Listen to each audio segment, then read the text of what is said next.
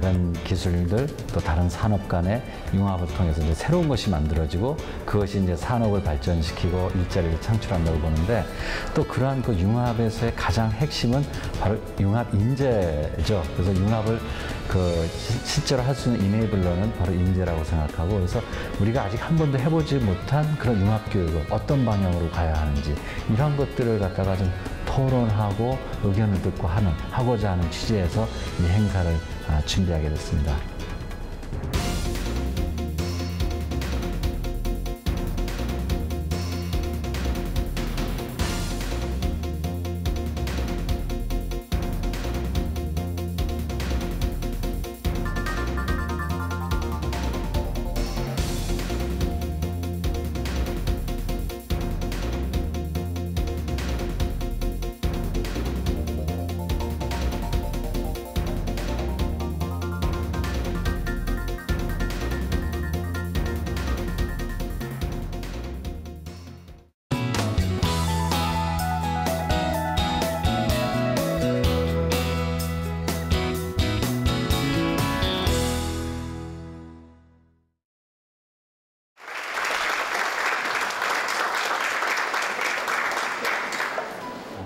지금 세계는 산업사회에서 지식 기반 사회로 빠르게 전환하고 있습니다.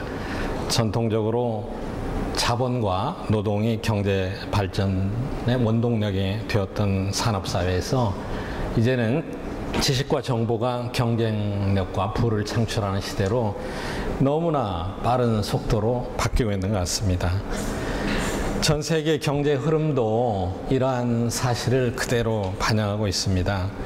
최근에 글로벌 금융 위기에서 회복의 기미를 보이고 있는 선진국은 물론이고 이 부침을 거듭하고 있는 이머징 마켓에서도 새로운 패러다임의 변화가 가시화되고 있습니다.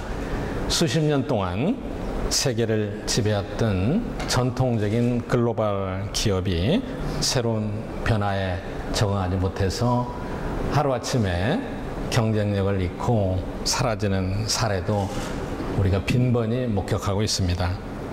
최고의 기술과 자원을 보유한 기업도 이 산업사의 효율과 기술만으로는 이러한 새로운 변화에 생존하기 어려운 시대가 된 것 같습니다. 우리 한국의 많은 대학들도 이제는 이러한 패러다임에 부응해서 글로벌 리더를 어떻게 양성해야 하느냐는 큰 과제에 직면하고 있습니다. 그동안 우리 한국의 대학은 산업사회가 필요로 하는 인재를 배출함으로써 대한민국의 근대화에 큰 기여를 해왔습니다. 70년대 건설업, 노동 집약적인 제조업, 80년대 자동차 산업, 90년대 전자, 그리고 2000년대 ICT 산업의 눈부신 발전의 이면에는 우리 한국의 놀라운 교육열과 우리 사회가 필요한 산업 인력을 배출해낸 대학의 역할이 크게 작용하고 있었던 게 사실입니다. 그러나 이 2000년대 한국 산업의 발전을 견인해온 주력 산업의 경쟁력은 지금 주춤거리고 있고 이미 우리 사회는 저출산, 노령화, 저성장으로 이어지는 구조적인 현안을 우려해야 하는 불편한 진실을 우리가 감출 수가 없게 됐습니다. 거의 모든 산업 분야에서 새로운 미래 먹거리 찾기에 나서고 있지만 새로운 성장 동력의 확보는 여전히 우리 경제 전체의 큰 현안으로 남아 있습니다. 이러한 변화 속에서 우리 경제는 잠재적인 성장 기반을 지속적으로 강화하고 나아가 세계적인 변화를 앞서갈 수 있는 새로운 패러다임을 모색해야 되는 절실한 과제를 갖고 있습니다. 새 정부는 이러한 구조적인 현안을 타개하기 위해서 창조 경제를 새로운 국정의 목표로 삼고 있고 우리 사회 전 분야에서 창조 경제 실현을 위한 정책 과제를 발굴하고 있습니다. 창조 경제는 과학기술과 산업이 융합하고 문화와 산업이 융합하고 또 산업 간의 벽을 허문 자리에 새로운 가치를 창출하자는 것입니다. 개인과 기업, 정부, 시민사회가 주체가 되어서 문화예술에 대한 감수성과 상상력, 창의력, 또 과학기술과 정보통신기술을 기반으로 창의적 자산을 축적하는 일입니다. 그러나 저는 궁극적으로 창조경제 핵심 가치는 두 가지라고 생각합니다. 첫째는 높은 부가가치를 창출해야 되고, 둘째는 새로운 일자리를 만들어내야만 됩니다. 이러한 창조경제의 궁극적인 목표를 달성하기 위해서는 물론 융합기술을 개발하고 혁신적이고 창의적인 아이디어를 효율적으로 활용하는 것이 매우 중요합니다. 그러나 이보다 더 우선적으로 추진되어야 할 과제는 바로 그 창조경제를 리더해 나갈 수 있는 융합형 인재 양성입니다. 특히 지식정보화 사회에서 경제가 지속적으로 성장하기 위해서는 단순한 인적, 물적 자원의 확보가 문제가 아니라 창의적이고 전문성이 있으며 동시에 여러 분야를 아우를 수 있는 융합형 인재가 절실히 필요하다고 생각합니다. 그러나 기존 교육 체제의 전통적인 방식으로는 우리의 미래 사회가 요구하는 창의력을 갖춘 융합형 인재 양성을 기대하기가 어렵게 되어 있습니다. 더 이상 과거와 같은 학원식의 대량 생산형 대학 교육 체제로는 미래의 밝은 사회를 보증하기가 어렵게 됐습니다. 산업사회 때 주효했던 전통적인 대학 교육이나 또 전공과 학과 중심의 편향된 스펙 교육만으로는 우리 학생들이 미래를 헤쳐나갈 힘을 쌓기는 너무나 역부족인 것 같습니다. 앞으로는 융합적 사고를 바탕으로 창의적 감성까지 갖춘 인재를 양성해야 하고, 이공계도 기초과학이나 공학교육에 머물지 않고 상상력과 창의력을 높이는 인문학으로 교육 범위를 넓혀 나가야만 합니다. 대학은 물론 창의적이고 자유로운 사고를 기반으로 산업계 현장에서는 시도하기 어려운 학문 간의 융합이 가능한 곳입니다.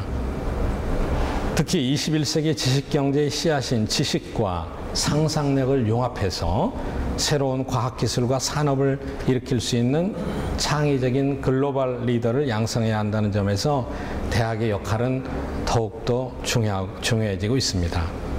국가의 성장을 견인할 창의적 인재와 융합형 리더를 배출하는 것이 오늘날의 대학에 주어진 사명과 동시에 큰 현안인 것 같습니다. 큰 현안이라고 강조하는 것은 여러분 잘 아시는 대로 또 대학은 다른 한편으로 가장 보수적이고 교육제도는 경직적이고 우리 사회는 이와는 반대로 대학에 대한 기대, 요구가 엄청나게 빠르게 변하고 있습니다. 물론 이제 앞으로 대학들이 가지고 있는 과제는 굉장히 많습니다. 그리고 이러한 노력은 대학 혼자 힘만으로는 되지 않습니다.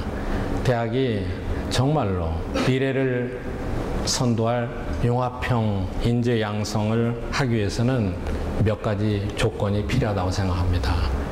첫째는 대학들이 자율적으로 이러한 프로그램을 지향하고 만들어 나갈 수 있는 기반이 형성되어야 됩니다.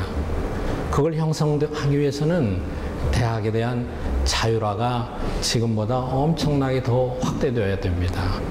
또 IT 명품 사업과 같은 정부의 지원이 더 많아야 되는 거죠. 실제로 여러분께서 잘 아시는 대로 대학에 대한 정부의 지원은 너무나 미약합니다. 우리 전국의 4년제 대학이 200여 개에 달하는데 200여 개 대학들이 모두 매달리고 있는 BK 사업은 한 해에 총 예산이 2,500억에 불과합니다. 큰 다리 하나 건설하는데도 부족한 돈일 겁니다. 그래서 미래의 융합형 글로벌 리더를 양성하기 위해서는 대학의 자율적인 풍토와 함께 대학에 대한 재정 지원이 풍족하게 이루어져야 됩니다. 또한 둘째로는 우리 사회에서 대학을 보는 눈이 달라져야 됩니다. 이제는 보편적이고 경쟁력이 없는 대학 교육을 대량으로 시키는 것은 큰 사회적인 낭비가 아닐 수 없습니다. 그러나 요즘 우리가 사회가 처한 여건은 등록금 반값으로부터 비롯된 이런 정치적인 슬로건이 모든 대학가에 영향을 미치고 있어서 지금 현재 시스템이 지속된다면은 우리가 오늘 논의하고 있는 글로벌 융합형 인재의 양성하고는 완전히 거꾸로 가는 시스템이 되게 될 것입니다. 앞으로 우리 모두가 노력해서 대학이 처한 여러 가지 사회적 환경을 바꾸는 일에 앞장서는 것도 매우 중요합니다. 여러분, 오늘 우리가 창의 ICT 융합 인재 양성을 위한 포럼에 모였는데 앞으로도 모든 대학들이 미래를 선도할 융합형 인재 양성에 주력하고 또 여러분의 그런 노력이 우리 경제의 성장 기반을 한 단계 더 높여주고 세계적인 경제 리더로서 나갈 수 있는 기반이 될 것으로 확신하고 있습니다. 여러분 대단히 감사합니다.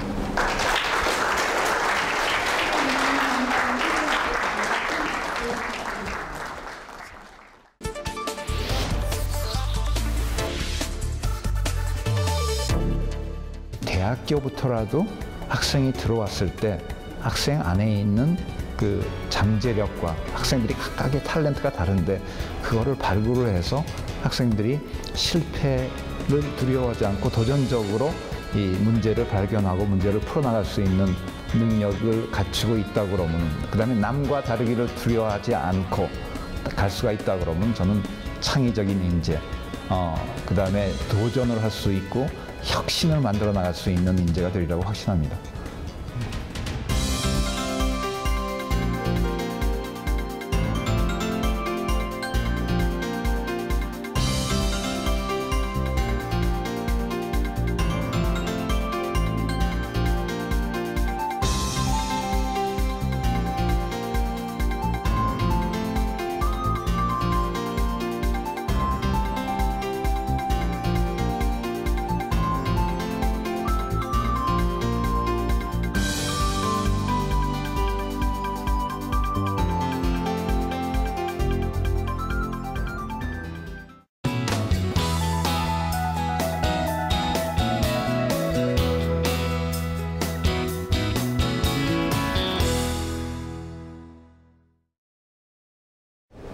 네, 안녕하십니까. 제가 이 발표할 토픽은 이 혁신과 변화를 위한 IT 기술 융합 교육 및 연구인데요. 대학교는 한국뿐만 아니라 세계적인 모든 대학교가 지금 위기에 처해 있습니다. 예, 그 대학 교육이 이 차별성이 없어졌습니다. 많은 경우. 거의 이 똑같은 대학 교육을 정말 백화점이나 뭐 이마트 가서 사는 것처럼 비슷하게 됐습니다. 그다음에 이 한국 대학도 그렇고 많은 대학들이, 외국에 있는 대학들이 이 연구에 너무 치중을 하다 보니까 학부 교육이 무시가 되는 그런 경향들이 많이 발생을 하고 있습니다. 그래서 이런 위기에서 이 오른쪽 밑에 있는 것처럼 이 글라스에 물이 반이 찼는데 비관적인 사람은 반뿐이 없네. 이 좀 긍정적인 사람은 반이나 있네.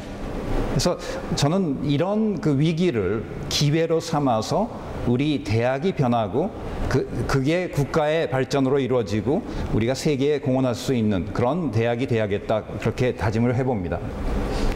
그럼 대학교의 기초는 뭔가? 교육입니다. 그래서 우리가 정말 훌륭한 교육을 통해서 미래의 글로벌 리더를 우리가 양성해야 되겠다. 이 IT 명품 인재 사업도 그겁니다. 미래의 글로벌 리더를 양성하는 교육. 그 다음에 우리가 이 두 번째가 펀더멘털하고 아주 선구자적인 연구를 해야겠다. 그 다음에 연구가 논문으로 그치지 않고 이게 이 기업체로 넘어가서 상품화가 됐을 때 우리가 인류의 삶의 질에 증진하는 데 공헌을 할 수가 있습니다.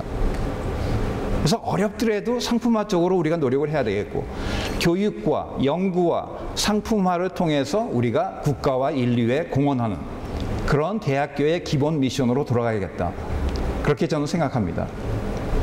그래서 그러면 이 글로벌 리더의 자질은 뭔가? 어떤 졸업생들을 우리가 배출해야 될까? 왼쪽에 있는 지성, 인성, 도덕성 참 중요합니다. 인스피레이션, 영감을 교수님한테서 받고, 동기부여를 선배나 교수님한테서 받고, 열정을 가지고, 창의성을 가지고, 도전 정신을 가지고, 이 호기심과 리스크 테이킹을 하고, 이 소통을 잘하고, 협업을 잘하고, 사람 다룰 줄 알고, 그 다음에 이 기업가 정신이 있고, 경영 마인드가 있고, 리더십 스킬이 있다고 그러면은 저는 그 졸업생은 10년, 20년 후에 글로벌 리더가 된다고 장담을 할 수가 있습니다. 근데 많은 경우 우리는 대학교에서 교육이 저쪽 왼쪽에 있는 지성 쪽으로만 갑니다. 나머지는 이 학생들이 이 중요한 줄을 잘 모릅니다. 대학교에 있을 때는. 졸업하고 나서는 아는데. 그래서 우리가 이렇게 이 밸런스된 왼쪽과 오른쪽이 균형이 잡힌 교육을 학생들이 대학교에 있을 때 주는 게 맞다고 봅니다. 그 대학 졸업생들이 졸업하고 나서 20년 후에 정말 글로벌 리더가 될 수 있을 겁니다. 그러면 대학교 교육의 그 문제점들은 뭔가? 그 다음에 아직도 대학교 교육이 교수님이 강의실에 들어와서 강의 중심의, 교수님 중심의, 강의 중심의 교육입니다. 저는 그게 학생 중심의 그 배움으로 바뀌어야 된다고 봅니다. 많은 배움이 강의실 밖에서 이루어집니다.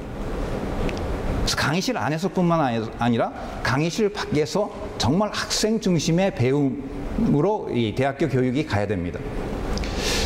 지금같이 그 MOOC, Massive Open Online 코스들이 좋은 강의들이 많이 나오고 있는, 그것도 공짜로, 그런 그 세대에 앞으로 10년, 20년 후에 대학교에서 교수님의 역할은 뭘까? 그런 아주 이 시리어스한 고민들을 우리는 해봐야 된다고 생각을 합니다. 교수님이 없어지지는 않습니다. 교수님이 역할이 바뀌어질 겁니다.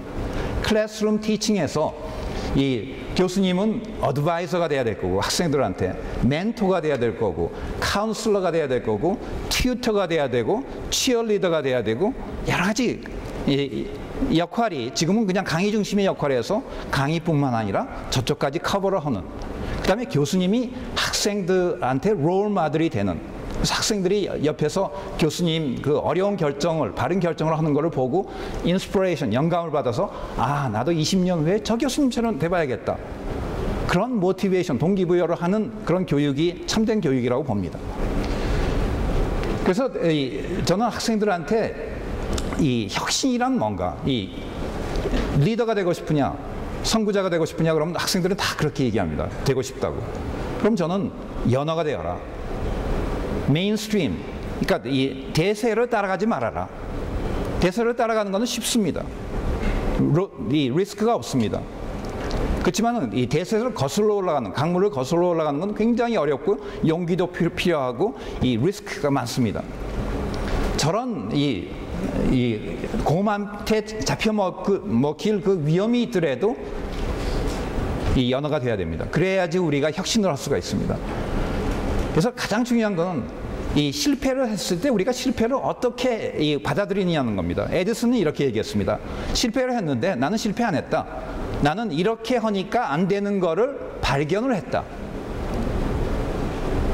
이렇게 하니까 안 되더라. 그럼 이렇게 하면 될 거다. 그래서 다시 실패해서 배워가면서 도전할 수 있는 그런 실패해서 배워가는, 그렇게 했을 때 인내와 끈기를 가지고 했을 때 불가능해 보이는 것을 가능하게 만드는 게 혁신이고, 그렇게 됐을 때 리더가 되고 선구자가, 파이어니어가 됩니다. 1991년 이 사람이, 그 레리 크럼이라는 교수가 전쟁이 났을 때 군인들이 배틀필드, 전쟁터에서 다치는데 어떻게 하면 위생병이 그거를 빨리 뭐가 잘못됐나를 알 수 있는 거를 뭐를 만들까 하다가 이 사람이 생각해낸 게 위생병이 그 배낭에 갖고 다닐 수 있는 2kg짜리 초음파 진단기를 만들면 되겠다. 그거를 생각했습니다. 91년에. 근데 옆에 주위에 있는 사람들은 다 그거 불가능하다. 지금 200kg짜리 초음파 진단기를 어떻게 2kg짜리 초음파 진단기를 만드느냐. 그 컴퓨터 모니터 하나만 해도 20kg인데 불가능하다.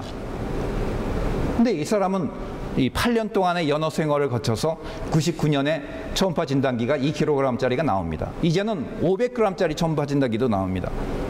이 회사가 시애틀 부근에 있고 한 800명의 종업원이 있고 한 1년 반 전에 한 1조 2천억 원에 팔렸습니다.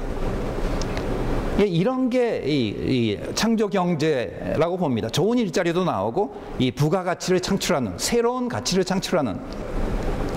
그래서 저는 이 고등학교나 이 고등학생들한테 강의도 많이 하고 대학생들한테도 강의하는데 이런 이 내용으로 강의를 합니다. 어떻게 여러분의 이 인생을 최대한으로 잘 살까? 그래서 목표를 높게 가져라. aim high. 그 다음에 꿈을 꿔라. 높은 꿈을 꿔라. 그게 불가능해 보일지도 모르지만은 꿈을 꿔라. 그리고 그 꿈을 향해서, 높은 목표를 향해서 10년, 20년, 30년 열정을 가지고 일해봐라. 후회 없이. 실패 꼭 온다. 어려움은 더 많이 오죠. 어려움을 헤쳐가고 실패해서 배워가면서 그 꿈을 향해서 인내와 끈기를 가지고 나갔을 때 그 꿈이 이루어집니다. 그래서 세계를 품어라. 한국에 국한하지 말고 세계를 품어야 됩니다. 우리 학생들은. 그 다음에 남과 다르기를 두려워하지 말라. 한국 사회가 특히 이 남과 다르기를 두려워하는 그런 그 다음에 왜냐하면 실패가 허용이 안 되는 특히 고등학교 교육까지 그게 굉장히 강하기 때문에 실패하기를 굉장히 두려워합니다. 그렇지만 리더가 되기 위해서는 실패할 준비가 안 돼 있으면 리더가 안 됩니다. 그 다음에 실패해서 배워가면서 좌절하지 말라. 이 소통의 능력과 이 경영 마인드와 사람 다루는 능력과 리더십은 정말 여러분이 앞으로 글로벌 리더가 되는데 필요하다.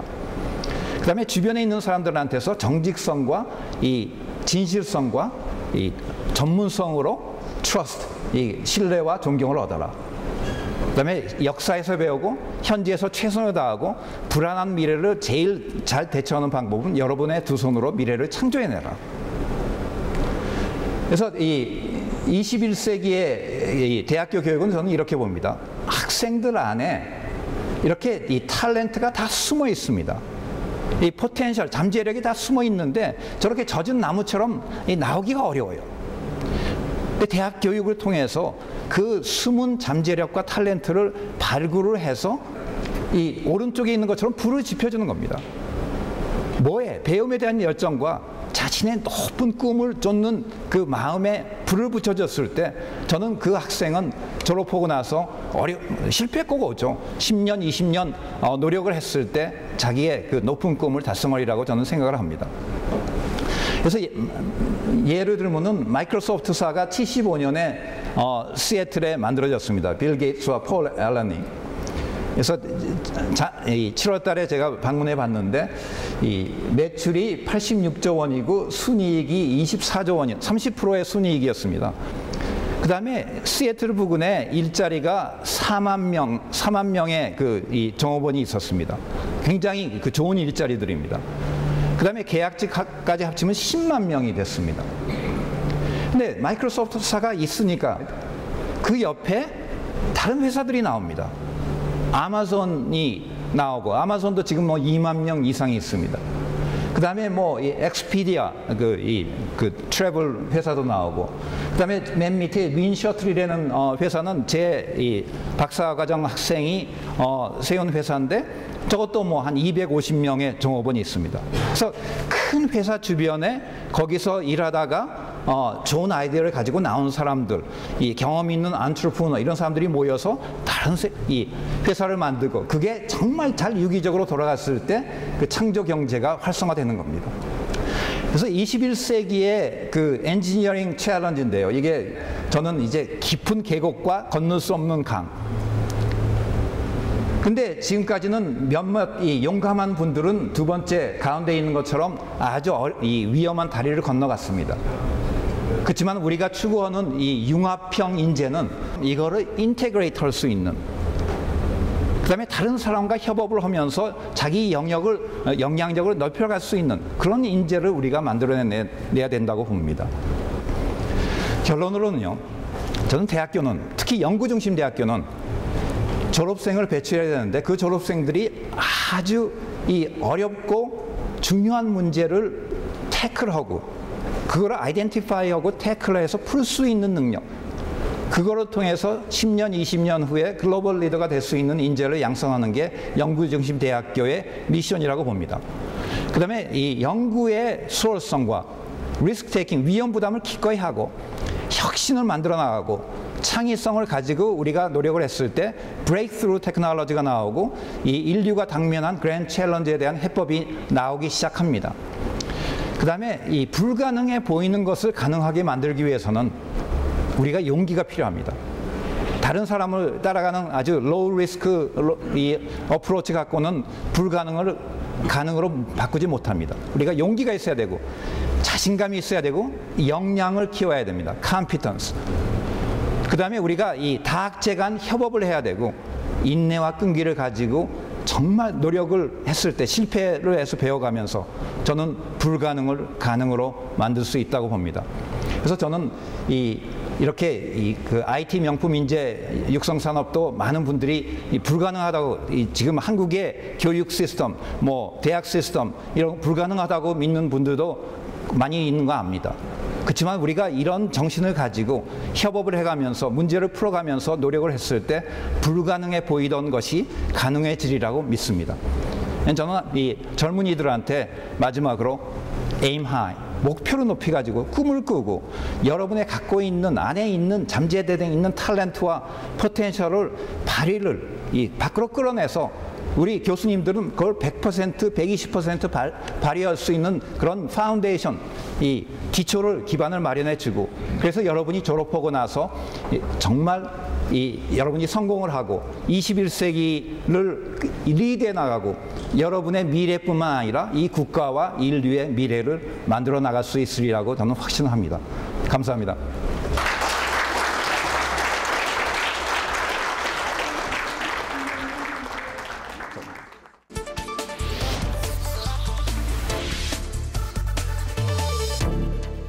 우리가 뭔가 새롭게 만드는 것 자체가 이미 저희는 테크네 뭔가 꼬아서 엮어서 뭐 만들고 있는 거죠. 그러니까 기술이라고 해서 멀리 생각할 필요도 없고 혹은 기술이라고 해서 무조건 좋은 거라고 생각할 필요가 없고 우리가 언제나 손 대서 꼬고 엮고 새롭게 만들 수 있는 그런 대상이라고 봐야 될 것 같아요. 이거를 교육 현장에다가 넣어서 인재를 한번 만들어 보고 싶다라는 게 아마 이런 철학, 이런 얘기가 되겠죠. 네, 그렇습니다.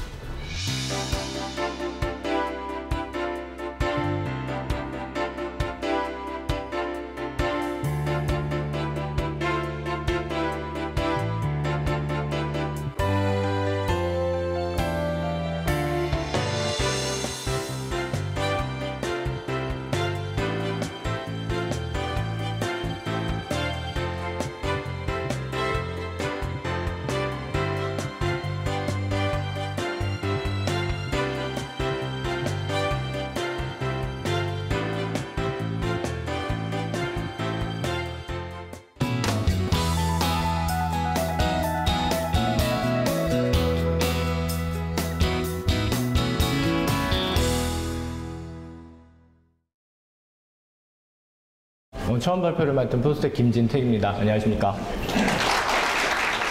오늘 제가 발표할 부분은 저희 사이트, 저희 창의-IT 융합공학과에서만 있는 나름대로 독창적이고 독보적인 프로그램을 자신있게 설명하기 위해서 나왔으니까요. 즐거운 마음으로 설명을 하도록 하겠습니다. 창의-IT 융합교육 프로그램이 왜 필요한가? 첫 번째, IT 명품 인재 제안서하고 같습니다. 그리고 저희는 항상 그 원칙을 지키고 있고요. 과학기술, 인간, 사회를 함께 고민하는 인재 양성, 기술, 인문, 예술 융합을 통해 창의적 가치를 실현하는 인재 양성, 스스로 계획하고 꿈을 실현하는 능동적 인재 양성, 즉 다시 말하면 저희 사이트에서 항상 구현하고자 하는 저희 I형 인재 양성이라고도 간단하게 말씀드릴 수 있겠습니다. 창의-IT 융합 교육 목표에서 저희들이 잡고 있는 것은 일단 테크노 인텔리전스, 그리고 휴머니스틱 이미지네이션, 그리고 크리에이티브 프로그램 솔빙입니다. 이 세 가지가 한꺼번에 엮였을 때 저희들이 원하는 IT 명품 인재 혹은 그것이 어떤 인재가 되더라도 시대를 선도하고 미래를 이끌어 나갈 그런 인재라는 생각하에 바로 이 부분을 놓지 않으려고 하고 있습니다. 나름대로 디자인 띵킹 로드맵이 필요한데요. 그 부분은 휴머니스틱 인사이트, 그리고 컨셉츄얼레이셔널 아이디어, 그 다음에 비주얼리제이션 오브 컨셉, 그리고 마지막으로 테크니컬 리얼리제이션입니다. 전에는 이게 다 따로따로 떨어져 있었지만 이제 이것을 저희는 한꺼번에 모아서 하고자 하는, 쉽지는 않으나 이제부터 서서히 시작하다 보니 선생님들도 재밌으시고 성과도 얻게 되는 그런 상황이 있고, 저 또한 마찬가지입니다. 창의 IT 설계로 이제 가서 이제 아웃컴을 좀 보실 때입니다. 스마트 디바이스와 서킷에 있어서는 굉장히 실용적으로 한번 해보자 해서 굉장히 재밌는 에어 컨디셔너 컨트롤 디바이스를 직접 만들었습니다. 물론 대단한 기술은 아니죠. 하지만 1학년 학생들이 원리가 이렇게 되고 어떤 방식으로 하면은 이것이 재미있는 상상력을 구현할 수 있는가라는 문제를 처음부터, 첫 단서부터 교수님들과 함께 해서, 스마트 시스템과 로보틱스에서는 컨버전스 로보틱 BAQ를 이번에 학생들과 했습니다. 두 가지 굉장히 다른 속성의 어떤 그 기계들을 어떻게 마구마구 묶일 수도 없는 것이고 융합을 할 수도 없는 문제에 있어서 어떤 방식의 상상력이 필요하고 이것이 어떤 통찰력을 가지고 어떤 효과를 낼 것인가에 대한 단계를 밟아 나가서 저렇게 밑에서 다니는 육상, 그 다음에 위에서 다니는 카트로터하고 함께 엮어서 어떤 방식의 일을 할 수 있을까라는 거를 계속되는 실패를 거듭해서 한 학기 동안 그래도 실패 거듭해서 저기까지 갔었던 그런 작품이 있습니다. IT 베이스드 퓨처 헬스케어는 상당히 기술 자체로는 굉장히 하이 테크놀로지로 제가 알고 있습니다. 저는 사실 완전히 그쪽 공학 쪽의 그 전공이 아니라 저는 철학과 매체미학을 전공한 사람이기 때문에 융합 쪽을 지금 하고 있는데, 제가 보기로는 디지털 청진기, 그 다음에 포토 어쿠스틱 이미징이 굉장히 좀 쉽지 않은 기술인데, 어쨌든 그 원리를 어떻게든 이해하게 하고, 그리고 어떤 원리로 해서 3D로 우리가 신체의 몸을 어떻게 지금까지 있었던 거와는 다르게 볼 수 있는가, 이 문제를 연구하는 부분인데, 사실 아무리 쉽게 하려고 해도 이 부분은 굉장히 어려웠습니다만 그래도 학생들과 교수님이 신경을 쓰셔서 재미있게 모듈 할 수 있는 부분을 찾아내셔서 이 부분을 같이 실습을 하셨습니다. 이제 아이스쿨 쪽으로 넘어가셔서요. 인문기술융합계로는 아까 말씀드린 대로 인문기술융합 컨셉에 있어서의 그 포트폴리오, 그 다음에 기획안, 문화 콘텐츠, 디지털 콘텐츠 기획안을 하도록 되어 있는데요. 그 부분에 있어서 이번에는 박물관은 살아있다라는 주제로 했습니다. 그래서 포항에 오시면 포스코가 있고 포스코 안전센터가 있고 홍보센터가 있는데 사실 좀 재미없습니다. 잘해놓긴 잘해놨죠. 그러나 재미가 없어서 이거를 한번 좀 멋지게 바꿔보면 어떻겠는가라는 프로젝트를 줘서 현지답사가고 문헌조사하고 인터뷰 따고 해가지고 학생들이 이렇게 확 바꿔버리면 좋겠다. 뭐 예산 신경 쓰지 말아라고 했으니까 뭐 말도 안 되는 것들도 많겠습니다만 어쨌든 이렇게 저렇게 하는 많은 아이디어들이 나왔고요. 실제로 좀 이제 좀 그쪽 분들과 만나서 얘기도 좀 해봐야 될 문제들이 많습니다. 좋은 아이디어들이 많이 나와서요. 그리고 저런 게임 같은 것도 그냥 재미없게 쑥쑥 돌아다니지 말고 돌아다니면서도 좀 어떤 포스코에 대한 얘기를 알 수 있는 게임 같은 것도 좀 만들고 뭐 기타 등등 의견들이 굉장히 좋은 것들이 많이 나왔습니다. 창의 스튜디오에서 먼저 인터랙션 디자인 스튜디오에서는 학생들이 두 가지 프로젝트를 했습니다. 두 가지를 했다는 얘기는 일단 그 인원수가 두 가지를 할 수 있을 만큼의 인원이었다고 생각하시면 되고요. 포스텍 청암로 도서관으로 가는 길에 대한 어떤 그런 안전 플러스 미학적인 태도, 그 다음에 미디어 아트까지 합쳐진 작품, 그 다음에 학생들의 어떤 도덕적인 문제들 어떻게 접근하는가, 이번엔 쓰레기로 접근한다, 이런 식으로 돼가지고 리스폰시블 포스테키안이라는 제목의 것들이 있었습니다. 그래서 어떤 방식의 쓰레기통을 만들어야 쓰레기를 버리는 자세에 있어서의 어떤 그런 것들을 정말 좀 우리가 좀 생각보다 좀 너무 그렇다, 지성인답지 못하다는 부분에 대한 자기 반성, 그 다음에 사회와의 네트워크를 생각해서 아주 작은 거지만 만들어 봤고요. 그 다음에 아까 말씀드린 대로 미디어 아트, 즉 인터랙션이 가능한 아주 간단한 서킷이지만 그 바닥에 밟고 갈 때 낮에는 이제 태양열을 밟아가지고 걔가 갖고 있다가 밤이 되면 이제 빛이 나고 쉽게 건너가지 못하도록 일부러 이렇게 밟아가서 안전하게 건널 수 있도록 하는 길잡이 역할을 하는 것이었는데요. 실제로 만들어지면은 포스텍 자체 명소도 될 것 같고 예쁠 것 같습니다. 그리고 창의 스튜디오 두 번째 때 놀이와 게임 설계 스튜디오에서는 아예 유료 게임을 중심으로 게임을 하나 만들었습니다. 물론 만들었다는 게 뭐 처음부터 코딩부터 이렇게 완벽한 그거라기보다는 있은 코딩에 새롭게 디자인하고 캐릭터 다 다시 만들고 스토리텔링 다 다시 입혀가지고 어떻게 보면 공학도들이 처음부터 다 할 수 없는 일이지만 어쨌든 그 일을 했습니다. 그래서 푸치족의 전설이라는 시나리오, 스토리텔링, 캐릭터 다 잡았고 지금 보시는 그림도 학생들이 직접 디자인한 그림입니다. 그래서 아시겠지만 유료 게임은 여기에 이제 뇌파를 측정할 수 있는 기기를 달고 집중력을 통해 가지고 움직이는 게임들이죠. 그래서 이 게임을 가지고 어디에 쓸 것인가라는 문제도 함께 고민을 했었고요. 캐릭터 같은 것도 분명히 재밌게 해서 만들 수 있겠다라는 아이디어까지 갔었습니다. 창의 스튜디오 중에 좀 이번 학기 학생들이 조금 많아서 여러 가지 프로젝트를 많이 할 수 있었던 스튜디오가 생명감성과 트랜스휴먼 스튜디오인데요. 말 그대로 과학과 함께 인간이 진화해 가고 있는 그 와중의 문제를 정확하게 짚어보자라는 스튜디오입니다. 그래서 근데 재밌게 항상 저희들이 요구하는 게 먼 데서 어려운 데서 찾지 말고 너희들 생활 속에서 찾아라는데요. 여기 보세요. 집 나간 자식들이라는 부분은 실제로 이제 포스텍 학생들이 대부분 이제 기숙사 생활을 하니까요. 기숙사 생활을 할 때 어렸을 때는 엄마 아빠한테 인사도 잘하고 그냥 보호를 받던 놈들이 이제는 와가지고 머리 좀 컸다고 카카오톡, 페이스북은 소비적으로 그렇게 많이 하면서 엄마 아빠한테 인사 한번 안 한다라는 거에 대한 나름대로 문제 제기를 거하고 거기에 근거해서 모든 설문조사를 해봤더니 하고 싶다. 내가 일부러 안 하려는 건 아니고 하는데 시간이 없어서 못한다 이래서 그래 그렇다면 너희들 페이스북하고 소비적으로 페북하는 시간에 그 게이지를 맞추는 그거를 그 어플리케이션을 받아놓고 그 게이지에 올라가면 어머니의 그 형상이 있는 그 아이콘이 이렇게 나오면서 그거를 누르면 어머니한테 메시지를 할 수 있고 전화도 가게 되는 어떻게 보면 귀여운 거죠. 물론 안 할 수도 있습니다만 이거 가지고도 뭐 피드백 때 안 한다 뭐 이런 얘기도 많았습니다만은 일단 문제 제기서부터 저기 끝간까지 간다는 거 굉장히 재밌는 얘기죠. 그래서 여보는 여기 보세요. 집 나간 자식들이라는 뜻입니다. 그래서 집 나간 자식들이 그래도 다시 한번 가족의 황홀을 위해서 평화를 위해서 한번 노력을 해보고 실제 성장이 뭔가도 보여주는 것. 또 하나는 불붙은 사랑입니다. 저희 학생들이 굉장히 사랑에 관심이 많고 연애에 관심이 많은 것 같아요. NFC10이라고 지금 이제 핸드폰 보시면 다 이제 여기 설정할 수 있는 기능들이 다 있으신데요. 별로 많이 안 쓰시죠. 근데 NFC10을 이용해서 저희가 바이오미메틱스 수업을 했습니다. 즉 생체 모방이라는 수업을 했는데 그 중에 그런 데서 이제 착안을 해서 도깨비풀 있지 않습니까? 도깨비풀에 이제 근거해서 저희가 찍찍이를 저희가 개발을 했죠. 그거를 개발했던 거에 착안을 해서 사랑이라는 것도 어떻게 보면 그런 조용하면서도 은밀하고 굉장히 강렬한 표현이 아니겠는가. 따라서 디지털 시대에는 마음에 드는 여학생 남자에게 쪽지 이렇게 주는 거 말고 뭔가 다른 방식으로 하면 어떨까? 디지털 방식으로 그렇게 해서 엉광키 씨앗이 벨크로로 간 거에 착안을 하고 NFC, 즉 사랑과 사랑은 가까인 곳에 있고 접촉이니까 그 문제를 가지고 NFC를 이용한 커뮤니케이션을 만들었습니다. 그래서 쉽게 말하면 저쪽 가서 이제 나가셔서 성과부스 보시면 되겠지만 이렇게 슬그머니 이렇게 도서관에서 공부하는 학생이 있으면 마음에 들면은 어떻게 고백도 못하고 쑥스럽잖아요. 그래서 슬그머니 가서 가방이나 어디다 붙여놓고 갑니다. 그러고 가면 여학생은 집에 가서 아니 이게 뭐가 붙었지? 도깨비불처럼 하고 NFC기를 켜가지고 보면 거기에 그 남학생의 사랑 고백과 같이 보고 싶은 동영상과 뭐 이런 게 같이 가게 되는 거죠.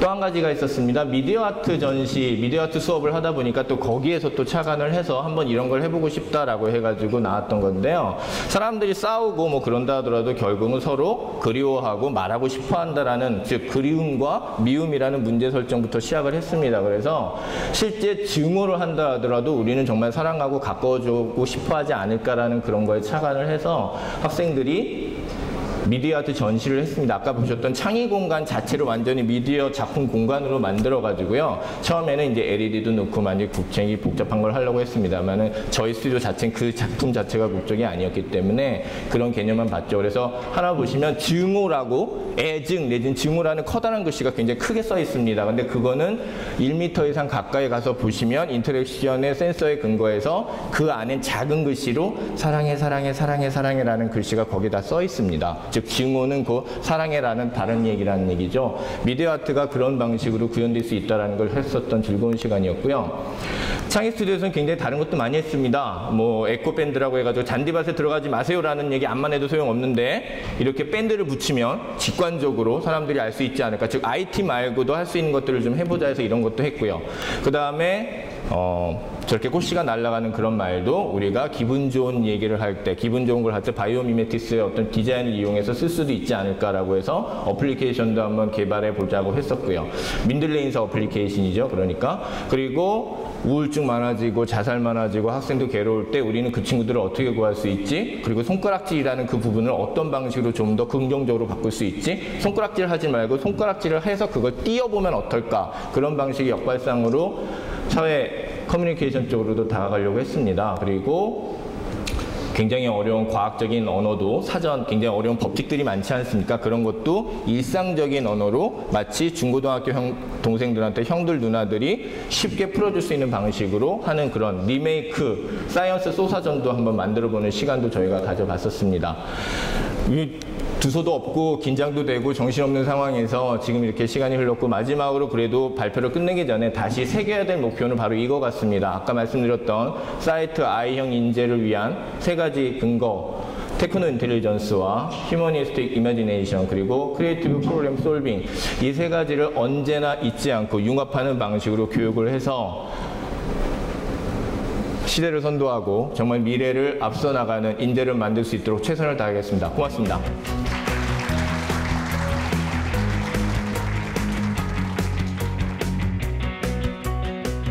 이런 자리에 오면은 너는 어떤 걸 연구하고 있니? 교수님은 어떤 분야에 연구를 하고 계세요? 이렇게 묻고 같이 고민하고 생각하다 보면은 전혀 새로운 아이디어를 제가 줄 때도 있고 거꾸로 새로운 관점에서 바라본 아이디어를 받을 때도 있거든요. 그런 게 도움이 되기도 하고 다양한 걸 본 만큼 사실 사람이 생각을 할 수 있잖아요.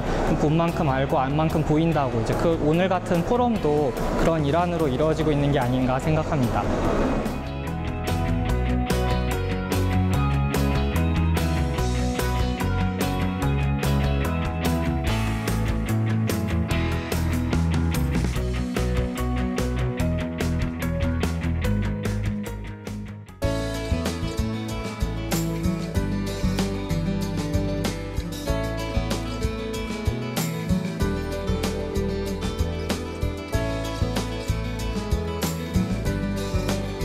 현실에서 발생하는 그런 모든 효과들을 계산을 해서 3D로 현실처럼 만들어내거든요.